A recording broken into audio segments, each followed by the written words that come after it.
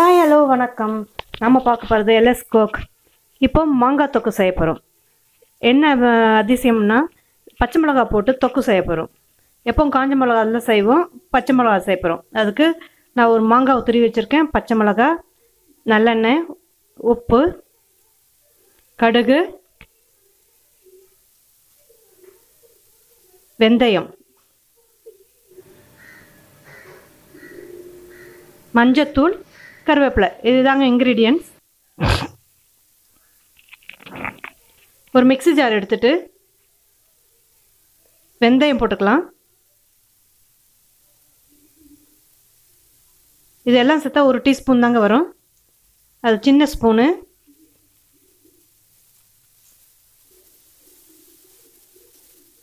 பச்சை மிளகா போட்டுக்கலாம். நான் 5 பச்சை மிளகா போட்டுருக்கேன். தேவையான அளவு உப்பு போட்டப்புறம் அரைச்சிட்டு வந்துடலாம். அரைச்சி விழுது ரெடி ஆகிடுச்சு. இப்போ வானொலி வச்சுக்கலாம்.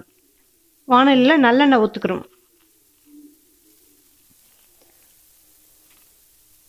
நல்லெண்ணெய் ஊற்றிட்டு கடுகு போடலாம்.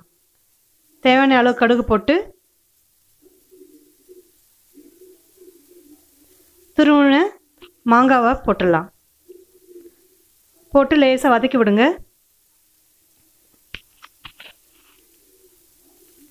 இப்போது நம்ம அரைச்ச விழுத போட்டுக்க போகிறோம்.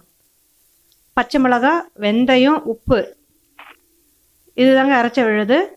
இதை போட்டு நல்லா கலக்கி விடலாம். கலக்கி விட்டுட்டு மஞ்சத்தூள்,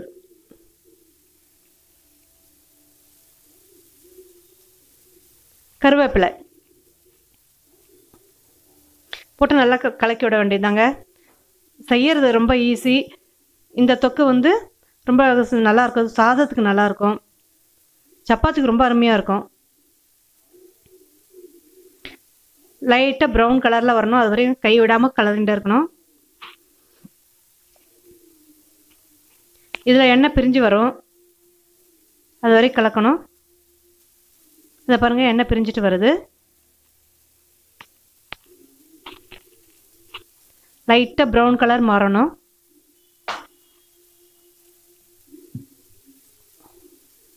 இதை பாருங்கள், லைட்டாக மாறிட்டு வருது. கொஞ்சம் மாறின பிறகு எடுத்து வச்சிட வேண்டியது தான். ரெடி ஆகிடுத்து. அருமையான சுவையான பச்சை மிளகா மாங்காய் தொக்கு ரெடி ஆகிடுத்து. சப்பாத்திக்கு ரொம்ப நல்லாயிருக்கும். சாப்பாட்டோட சூடான சாதத்தில் எண்ணெய் ஊற்றி மாங்காய் தொக்கு போட்டு பசங்க சாப்பிட்டா ரொம்ப நல்லா இருக்குங்க. நீங்களும் செஞ்சு பாருங்கள். செஞ்சு பார்த்துட்டு எப்படி இருந்து சொல்லுங்கள். பிடிச்சிருந்தா லைக் பண்ணுங்கள், ஷேர் பண்ணுங்கள், கமெண்ட் பண்ணுங்கள், சப்ஸ்கிரைப் பண்ணுங்கள். நன்றி.